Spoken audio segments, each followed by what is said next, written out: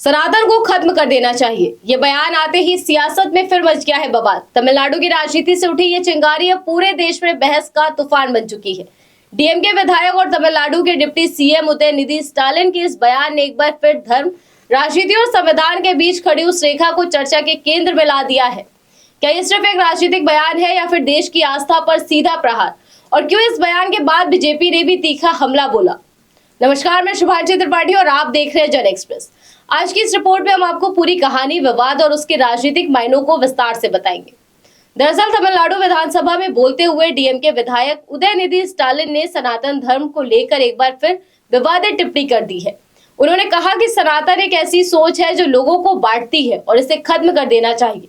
उनके इस बयान के बाद राजनीतिक गलियारों में हलचल तेज हो गई है। हालांकि अपने संबोधन में उन्होंने सहयोग और सौहार्द की बात भी की। उन्होंने कहा कि सत्ता और विपक्ष भले अलग अलग बैठते हों, लेकिन राज्य के विकास के लिए सभी को मिलकर काम करना चाहिए। उन्होंने मुख्यमंत्री के साथ अपने पुराने संबंधों का जिक्र करते हुए कहा कि दोनों एक ही कॉलेज में पढ़े हैं और वे अपने अनुभव साझा करना चाहते हैं। लेकिन असली विवाद तब और गहरा गया जब उन्होंने तमिलनाडु के राज्य गीत को लेकर नाराजगी जताई। उन्होंने कहा कि राज्य गीत को वंदे मातरम के बाद बजाया जाना गलत है और इसे कभी दूसरे स्थान पर नहीं रखा जाना चाहिए। उन्होंने उदाहरण देते हुए ममता बनर्जी के शपथ ग्रहण समारोह का जिक्र किया, जहां वंदे मातरम नहीं बजाया गया था। इस बयान के बाद बीजेपी ने तुरंत पलटवार किया। बीजेपी प्रवक्ता सीआर केशवन ने इसे जहरीली बयानबाजी करार दिया और कहा कि उदयनिधि स्टालिन तमिलनाडु के राहुल गांधी बनते जा रहे हैं, जो विभाजनकारी राजनीति कर रहे हैं। बीजेपी ने आगे आरोप लगाया कि कांग्रेस पार्टी की तरह ही डीएमके भी लगातार हिंदू आस्थाओं को निशाना बनाती रही है। उन्होंने राम मंदिर, सेंगोल और दीपावली जैसे मुद्दों का जिक्र करते हुए कहा कि ये सब एक सोची समझी रणनीति का हिस्सा है।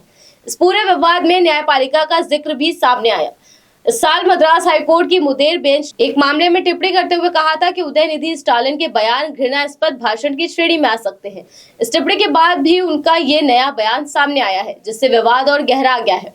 ये मामला अब सिर्फ एक बयान तक सीमित नहीं है, ये सीधे सीधे देश की राजनीति, धर्म और पहचान की बहस से जुड़ा है।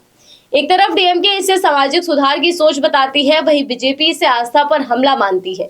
विशेषज्ञों का मानना है कि ऐसे बयान चुनावी माहौल में ध्रुवीकरण को बढ़ा सकते हैं, खासकर तब जब देश में धर्म और राजनीति का मुद्दा पहले से ही संवेदनशील बना हुआ है।